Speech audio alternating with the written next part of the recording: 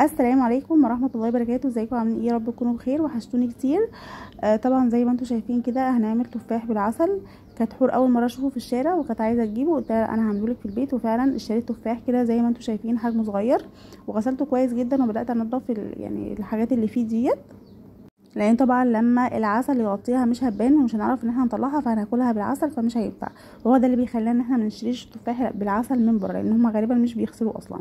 هنا بقى عندي جبت مثلا ب10 جنيه كده عسل من السرجه، وحطيت عليه عصره ليمونه كامله، وهنحطه بقى على النار يفضل يغلي كتير جدا. انا مش عارفه هنا بقى كان الغلط من ايه، لان انا سبته كتير قوي يغلي، وفي نفس الوقت هشوف النتيجه معايا، واللي يشوف الفيديو يعرف الغلط كان من ايه يقول لي. هنا سبته بقى يغلي كتير جدا، وعقبال ما يغلي قلت هحط الخله بتاعه السنان ديت في التفاحه. طبعا هما بيحطوا شفاطات بره، وساعات بيحطوا الخله الكبيره ديت، بس لو انتوا هتعملوه في البيت حاولوا ان انتوا تعملوه بشوك، لان الخله ما كانتش يعني ايه ماسكه قوي. هنا بقى العسل لقيته عمال يغلي، فقلت قلت هقلب شويه واحط الخله شويه، وكده كان هيفور على النار زي ما انتوا شايفين، فرفعته. فعشان كده لازم ناخد بالنا كويس جدا واحنا سايبينه، مع اني سايباه على نار هاديه، بس مع ذلك كان هيفور على البوتاجاز. وطبعا احنا حاطين الليمونه عشان ان هو يعقد او يمسك او يتقل بمعنى اصح زي الشربات بالظبط كده.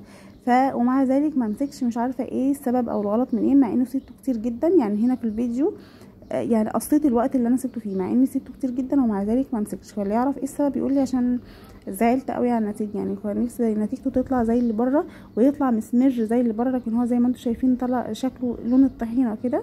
وحتى لما جيت اعمل لقيته مثلا مش ماسك، فقلت اسيبه يهدى شويه او يبرد شويه برضو كذلك، ما يعني طلع نفس النتيجه. فاللي يعرف ان انا غلطت في ايه يقول لي في الفيديو، عشان يعني اجربه تاني يعني واشوف.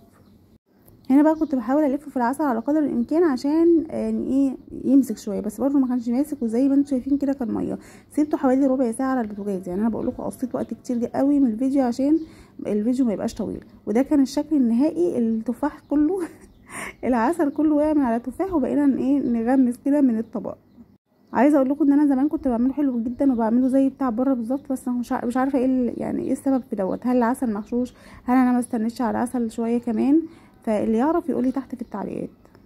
وبكده بقى حلقتنا تكون خلصت. مش هقول لكم يا رب تكونوا استفدتوا، لان انا ذات نفسي الوصفه ما نجحتش معايا، بس قلت انزلها عشان اللي يعرف ايه السبب يقول لي، عشان عايزه اعمله مره تاني نحور، لان هي ما استمتعتش بيه، كان عمال ينقط وكده فما استمتعتش بيه، بس هي فرحت شويه يعني.